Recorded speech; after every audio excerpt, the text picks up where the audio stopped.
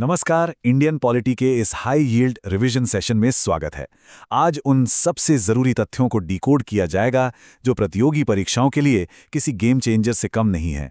एक मजबूत नींव के बिना राजव्यवस्था के सवाल हल करना मुश्किल है, इसलिए इस विश्लेषण में उन सभी महत्वपूर्ण बिंदुओं को एक साथ पिरोया गया है जो सीधे परीक्षा में टकराते हैं।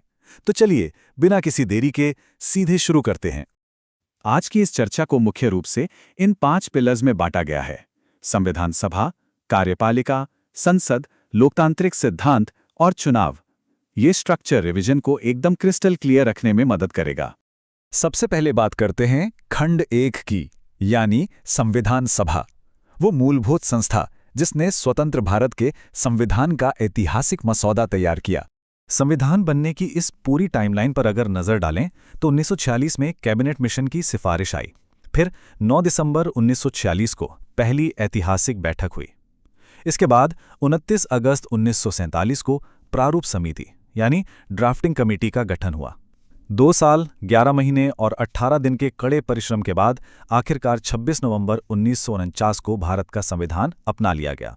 विभाजन का सीधा असर संविधान सभा की स्ट्रेंथ पर भी स्पष्ट रूप से पड़ा।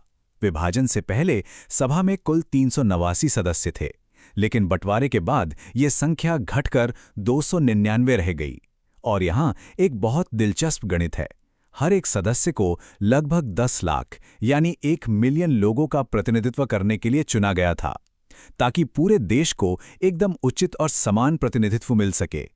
एग्जाम के लिए ये कुछ नाम बिल्कुल रटे होने चाहिए।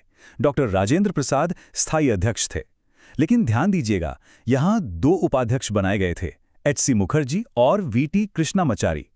देश के अलग अलग वर्गों को जोड़ने के लिए ये एक शानदार ढांचागत निर्णय था। इसके अलावा बी.एन. राव सलाहकार की भूमिका में थे और डॉक्टर बी.आर. अंबेडकर प्रारूप समिति के अध्यक्ष थे। चलिए, अब आगे बढ़ते हैं दूसरे खंड की ओर, कार्यपालिका।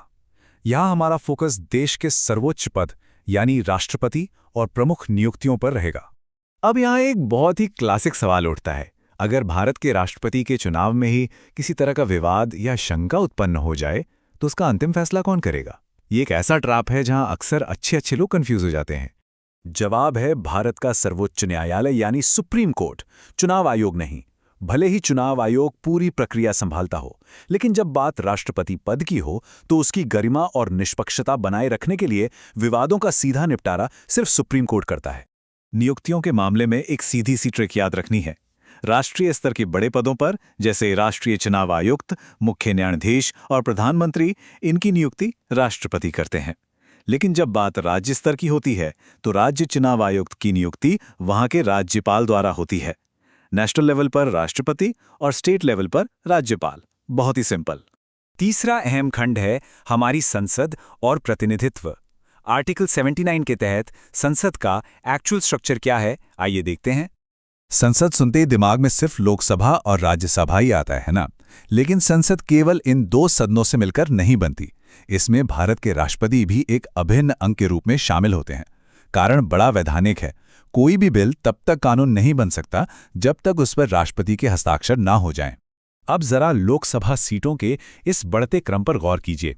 तमिलनाडु में 39, बिहार में 40, पश्चिम बंगाल 42, महाराष्ट्र 48 और फिर सबसे ऊपर उत्तर प्रदेश 80 सीटों के साथ। सीधे तौर पर जिस राज्य की जनसंख्या जितनी ज्यादा, राष्ट्रीय राजनीति में उसका सियासी रुतबा भी उतना ही बड़ा। परीक्षाओं में अक्सर ये क्रम इसी तरह सेट करने को पूछा जाता है। 15% का ये जो आंकड़ा है, ये भारतीय राजनीति के एक बहुत बड़े सुधार का प्रतीक है। 2003 के 91वें संविधान संशोधन ने एक रूल बना दिया कि मंत्री परिषद का आकार लोकसभा की कुल सदस्य संख्या के 15% से ज्यादा हो ही नहीं सकता। पहले राजनीतिक समर्थन जुटाने के लिए जंबो कैबिनेट बना दिए जाते थे, जिससे खजाने पर भारी बोझ पड़ता था। इस रूल ने उस पूरी प्रथा पर रोक लगा दी। खंड 4 पर आते हैं, लोकतांत्रिक सिद्धांत और हमारी प्रस्तावना, यानी हमारे संविधान का दार्शनिक और वैचारिक आधार क्या है। लोकतंत्र पर अब्राहम लिंकन की परिभाषा तो सबको याद रहती है, लेकिन एग्जाम में प्रोफेसर सीले का ये कथन बहुत पूछा जाता है। लोकतंत्र एक ऐसा शासन है जिसमें प्रत्येक का एक भाग होता है। बस इतनी सी लाइन में पूरी भागीदारी का सिद्धांत बहुत ही सटीकता से छिपा है। और प्रस्तावना के बारे में के.एम. मुंशी ने एक बड़ी बात कही थी। उन्होंने इसे संविधान की राजनीतिक कुंडली कहा था।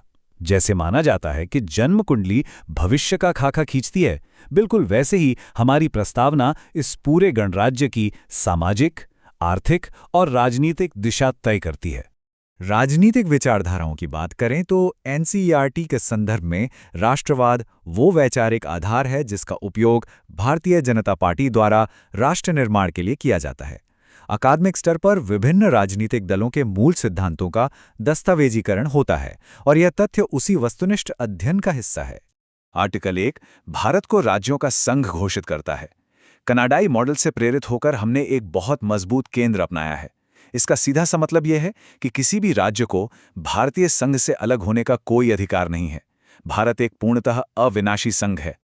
और आखिर में खंड 5 चुनाव और मतदान, मॉडर्न इलेक्शन सिस्टम के कुछ टेक्निकल पहलू जो जानना बेहद जरूरी है। चुनाव की पारदर्शिता के लिए वीवीपीएटी का नाम सबसे ऊपर आता है, यानी voter verifiable paper audit trail. ये एक तरह का फिजिकल प्रूफ है जो वोट देने वाले को एक पर्ची के जरिए कंफर्म करता है कि मशीन में दर्ज किया गया वोट बिल्कुल सटीक जगह गया है। फैक्ट्स पर आएं तो वीवीपैट प्रणाली को पहली बार 2013 में पेश किया गया था और इसका सबसे पहला ट्रायल नागालैंड की नोक्सेन विधानसभा में हुआ। नोक्सेन जैसी छोटी जगह को चुनने का कारण वहां का नियंत्रित माहौल था, जो किसी भी नई तकनीक की टेस्टिंग के लिए सबसे बेस्ट होता है। ये एक ऐसा स्पेसिफिक फैक्ट है जो पेपर में बार बार सामने आता है। तो संविधान सभा की पहली ऐतिहासिक बैठकों से लेकर आज की इन वीवीपीएटी मशीनों तक का ये पूरा सफर हमने कवर कर लिया। अब जाते जाते एक वैचारिक प्रश्न, 75 सालों में इन संवैधानिक स्तंभों ने अनगिनत चुनौतियां झेली हैं, लेकिन क्या भविष्य की उभरती हुई तकनीक और नए भू राजनीतिक बदलाव इन मूल स्तंभों को एक नया आकार देने वाले हैं? इस पर जरूर सोचिएगा। आज के इस रिवीजन विश्लेषण में बस इतना ही।